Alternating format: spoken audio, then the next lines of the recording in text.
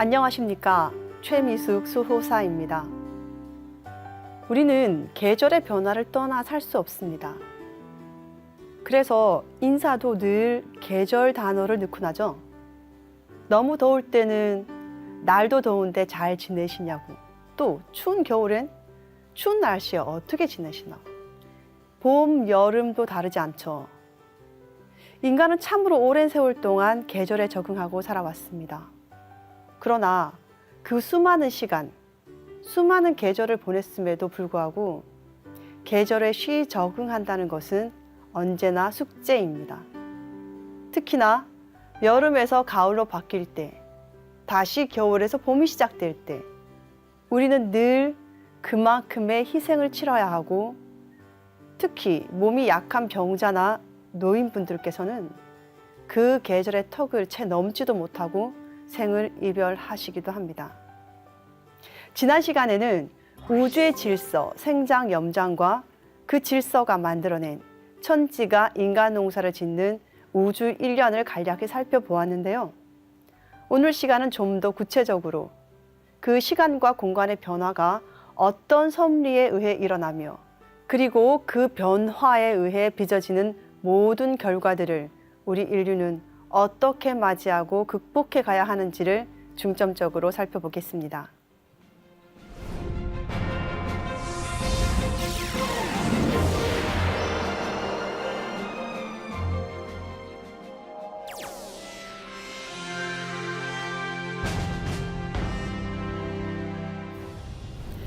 천지에도 춘생추살 1장, 우주는 어떻게 둥글어가나 두 번째 시간이죠. 천지는 그냥 둥글어가는 게 아니라 목적과 질서에 의해서 법칙적으로 순환한다. 먼저 태상종도사님의 영상을 함께 보겠습니다.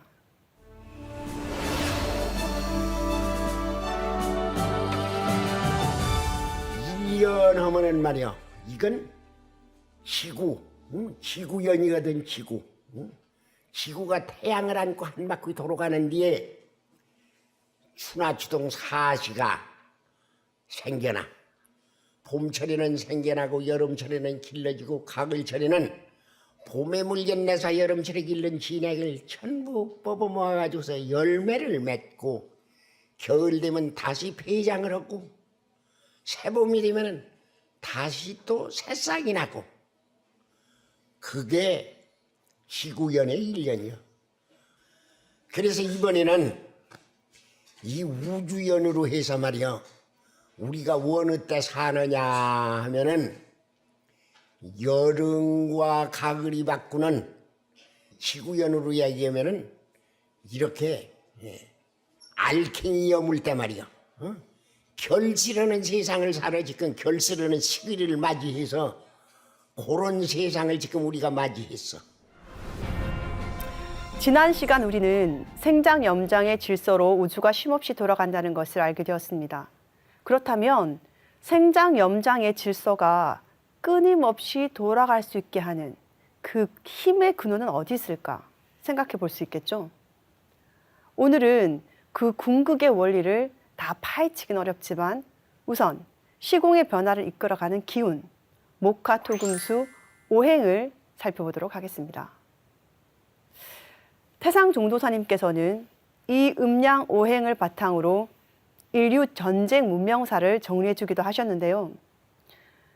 이것은 역사상 어느 누구도 이야기한 적이 없지만 누구라도 들어보면 그 이치에 고개를 절로 끄덕일 수밖에 없는 매우 흥미로운 이야기입니다. 춘생추살 40페이지부터 나오니까요. 책이 있으신 분은 한번 읽어보시면 좋겠습니다. 그럼 계속해서 본론 이야기를 이어가 보겠습니다. 태초에 무로부터 이 우주가 탄생했을 때 비교적 무거운 것은 음기가 되고 가벼운 것은 양기가 되었습니다. 그리고 그 양기는 다시 나누어져 목기와 화기가 되고 음기는 다시 나누어져 금기와 수기가 되었죠. 이 네 개의 서로 다른 기운들, 목화, 금수는 서로 굽히거나 양보하지 않고 오로지 자신들의 기운만을 주장하게 됩니다. 목기는 봄철의 기인데요. 차갑고 딱딱한 땅을 뚫고 나오는 생명의 기이기 때문에 매우 순수하고 강력한 생기를 가지고 있습니다. 이 기는 오로지 탄생만을 고집합니다. 그런데 이 목기는 다음 화기에게 자신의 자리를 내주어야만 합니다. 화기는 탄생만을 주장하는 목기와는 달리 분열하고 발전하고 성장하는 기운을 가지고 있습니다. 마치 불이 마구 번지듯 그렇게요.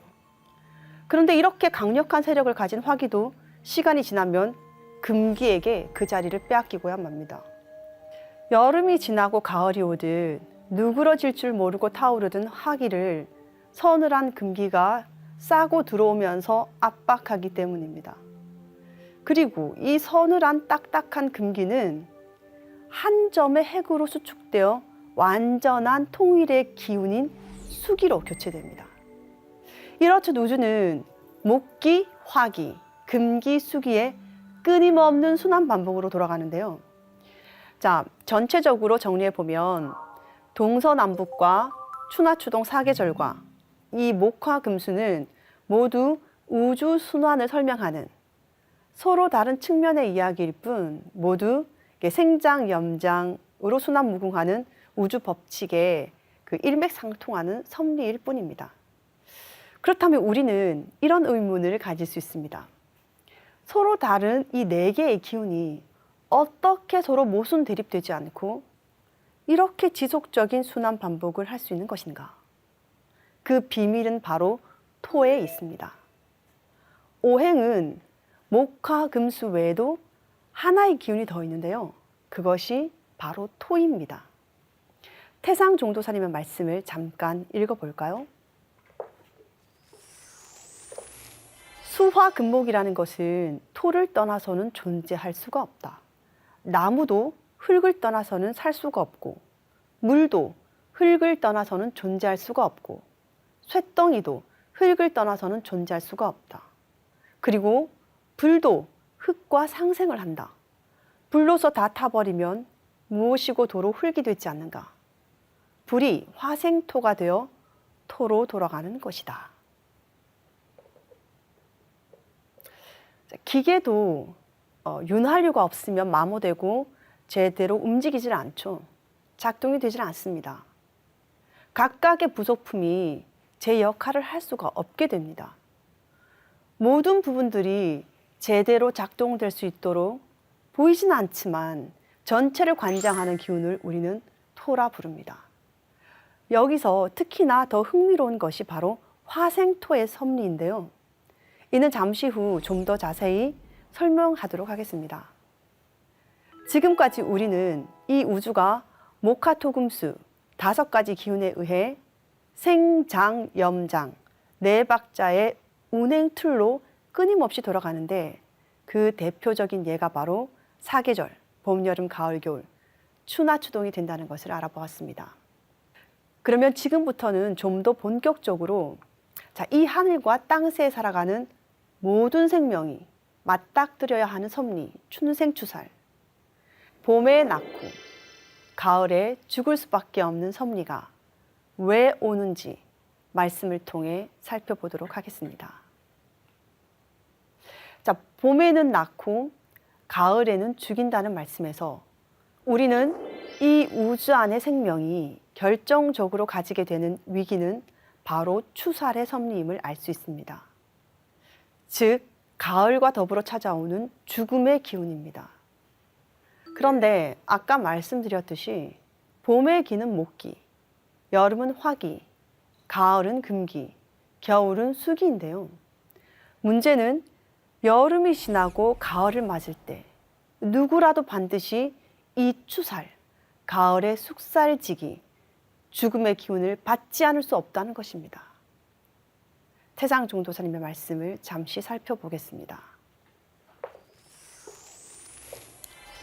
우리가 살고 있는 이 시점은 금기운과 화기운이 교역을 하는 때다. 금화교역. 여름 불시대에서 가을 금시대로 넘어가는 때란 말이다. 그런데 쇳덩이를 불에 넣으면 다 녹아버리듯 금화가 서로 상극이 되어서 개벽이라는 대변혁이 일어난다. 겨울에서 봄으로, 봄에서 여름으로 넘어갈 때는 수생목, 목생화해서 상생이 되어지는데 여름 화왕지절에서 가을 금왕지절로 넘어갈 때는 화극금을 해서 상생이 되어지지 않기 때문에 거기서 개벽이 일어나게 되는 것이다. 조금 더 풀어서 말씀드리자면 봄은 목기, 여름은 화기, 가을은 금기, 겨울은 수기로 형성이 되는데 봄의 목기와 여름의 화기는 서로 충돌하지 않고 목기가 화기를 생하게 됩니다. 마치 나무를 태우면 불이 활활 잘 타듯이 말이죠. 그리고 가을의 금기와 겨울의 수기, 겨울의 수기와 봄의 목기는 모두 이렇게 상생으로 잘 넘어가게 된다는 것입니다. 자, 그런데 여름의 화기와 가을의 금기는 좀 다릅니다. 화기와 금기가 만나면 금화상쟁, 즉 금과 화가 서로 싸우고 전쟁하는 형국이 되어버린다는 것입니다. 마치 쇳덩이를 불에 달구면 쇳덩이가 다 녹아버리듯 말입니다. 이 거대한 우주가 화기와 금기가 서로 충돌해서 이루 말할 수 없는 충격적 상황을 맞게 되는데 그것이 바로 개벽 상황이라는 것입니다. 자, 개벽이란 열개자 열벽자로서 천개지벽의 준말입니다. 즉 하늘이 열리고 땅이 열린다는 말씀입니다. 천지의 시간과 공간 질서가 새롭게 변화된다는 것입니다. 그런데 이 우주 질서의 변화는 너무도 당연한 것이지만 이 거대한 세계 질서 변화를 경험해야 될 인간과 인간 문명에게 그 충격은 너무도 엄청난 것이 되고야 맙니다. 그 극도의 충격은 결국 모든 생명이 일절, 일시에 다 거두어지는 추살의 섭리로 펼쳐지게 되고야 마는 것입니다. 참으로 무서운 말씀이신데요. 그 말씀이 어느 한쪽에 치우친 말씀이 아니라 대자연의 입법 그 자체이기 때문에 더욱 충격적이기도 합니다. 자, 그러나 이 대자연에는 오로지 모두를 다 죽이는 법만은 있지 않겠죠? 결국 생명이 살 수 있는 활방은 도대체 어디에 있는 것인가? 이는 우리 모두가 반드시 알아야 할 필요가 있는 주제임에는 틀림없을 것입니다. 그리고 그 활방 또한 우주 변화 원리 속에 그대로 녹아 있습니다. 태상종도사님의 말씀을 계속해서 읽어볼까요? 화생토를 다시 말하면 여름의 불이 중앙 토궁으로 들어간다. 그러면 그 토가 여름의 불을 다 흡수해버린다. 그리고는 마치 어머니가 아들을 잉태해서 낳아놓듯이 불을 이화해서 가을 세상 금신을 탄생시킨다. 토가 자신의 대이상향에 의해 가을 세상을 창조하는 것이다. 지구년도 그렇고 우주년도 그렇고 천지가 둥글어가는 입법의 핵심은 화극금해서 상극으로 끊어지는 세상을 토가 중앙에서 상생으로 받아들여 화생토, 토생금을 해서 가을 세상을 열어주는 것이다. 화극금에서 상극으로 끊어지는 세상을 토가 중앙에서 상생으로 받아들여 화생토, 토생금에서 가을 세상을 열어준다. 춘생추살 1장의 말미에는 이 토가 과연 무엇인지 인류와 세상을 상극의 극치에서 구원하는 위대한 토의 정체를 태상종도사님께서 명쾌하게 밝혀주고 계신데요. 꼭 놓치지 마시고 읽어보시기 바랍니다. 오늘 춘생추살 2강에는 우주 변화 원리의 섭리가 어떻게 둥글어가고 그 변화의 마디에서 인류가 맞이하는 개벽의 소식도 함께 나누어 보았습니다. 천지 개벽의 입법과 그 실상에 대해서는 안경전 종도사님의 이것이 개벽이다와 개벽 실제 상황에 자세히 나와 있습니다.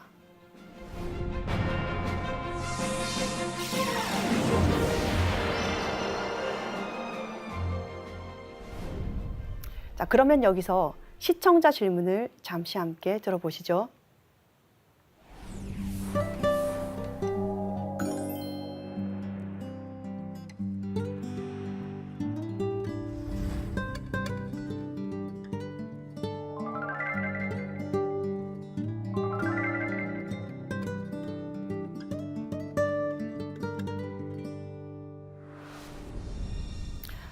네, 저 또한 매우 궁금한 내용이었는데요. 아까 잠시 언급했듯이 천지 운행 질서가 생장 염장으로 돌아가고 또 그것이 돌아갈 수 있도록 하는 힘의 원리가 바로 목화토금수 오행이라고 하였습니다. 자, 그런데 봄에서 여름, 가을에서 겨울, 겨울에서 봄은 상생으로 굴러감에 반해서 유독 여름에서 가을로 넘어가는 이 하추 교역기만은 금기와 화기가 서로 싸우는 상극으로 이어져 있습니다. 그래서 그 상극 에너지의 폭발로 인해 인간 문명을 넘어 우주조차도 이렇게 폭발될 위기에 처해 있다고 상제님께서는 밝혀주셨습니다. 도전 2편 17장에 있는 상제님 말씀을 잠시 읽어보겠습니다.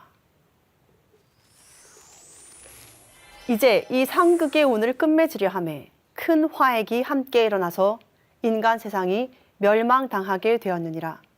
상극의 원한이 폭발하면 우주가 무너져 내리느니라. 상극의 위험에 대한 상제님의 엄중한 경고 말씀이신데요. 결국 추수알의 섭리라는 것은 이 우주 대자연의 틀이 처음 형성될 때부터 정해진 인간과 우주의 운명입니다. 그렇다면 우주는 왜 이런 선택을 할 수밖에 없었을까요? 그것이 우리가 궁금해하는 가장 궁극의 주제임은 부인할 수 없습니다. 그렇다면 이 천지가 낳았던 모든 생명을 이법을 바탕으로 거두는 그 목적과 이유는 무엇일까요? 태상 종도사님께서는 이런 말씀을 하십니다. 하늘 땅은 1월이 없으면 빈 껍데기요 1월도 사람이 없으면 빈 그림자라. 1월이 없으면 천지는 빈 껍데기일 뿐이다. 또한 1월도 만유 생명 주체가 바로 사람이기 때문에 사람이 없으면 빈 그림자에 불과하다. 만일 사람이 없다고 할 것 같으면 천지 1월은 아무짝에도 소용이 없다. 천지 1월은 초목 농사를 지으려고 있는 것이 아니라 사람 농사를 짓기 위해 있는 것이다. 초목 농사를 지을 때 농부는 봄에 씨앗을 뿌리고 가을에는 거두어 드립니다. 열매를 거두어 드릴 때 농부는 그 열매를 나무에서 떼어내게 되죠. 이때 그 열매에게 있어서 그 상황은 바로 죽음이 되는 것입니다. 나무에서 떨어진 열매는 결국 생명을 잃게 되는데요. 그러나 그 열매는 씨앗이 있기 때문에 다시 찬란한 나무가 되어 또 다른 열매를 맺을 수 있게 됩니다. 새 생명을 열 수 있게 되는 것이죠. 반면에 쭉정이는 영원히 멸하게 됩니다. 가을서리 바람은 비록 열매와 쭉정이 모두의 생명을 거두겠지만 열매는 영원한 생명을 얻어 다시 태어나는 새로운 생명의 시작임을 우리 모두는 너무 잘 알고 있습니다. 인간 농사 짓는 우주일련도 마찬가지입니다. 가을 개벽, 추살의 바람은 모든 생명을 앗아가겠지만 열매 인간은 살아 불멸의 새 생명을 얻게 되면 두말할 나위가 없습니다. 우주일련도 지구일련도 그 섭리는 똑같기 때문입니다. 그렇다면 열매 인간이 되기 위해 우리는 지금 무엇을 어떻게 해야 하는 것일까요? 그것은 다음 이어지는 말씀 시간들을 통해 자세히 알아보겠습니다.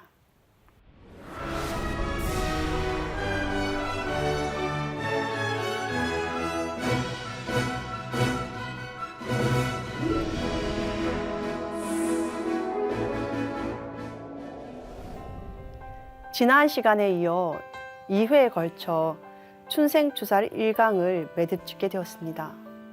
다음 2강에는 사람 시종자를 추수하시기 위해 인간으로 오신 참 하나님에 대한 이야기가 펼쳐집니다. 태상 종도사님께서는 인생의 총 결론은 바로 인간으로 오신 참 하나님을 만나는 것이라 하셨습니다. 춘생추살의 대도 말씀을 통해 우리는 지금 살아가고 있는 이 시대의 진정한 의미와 추살의 개벽을 넘어 참된 인간으로 살아가야 할 대도의 길을 함께 갈 것을 약속드리며 오늘 말씀을 매듭짓겠습니다. 감사합니다.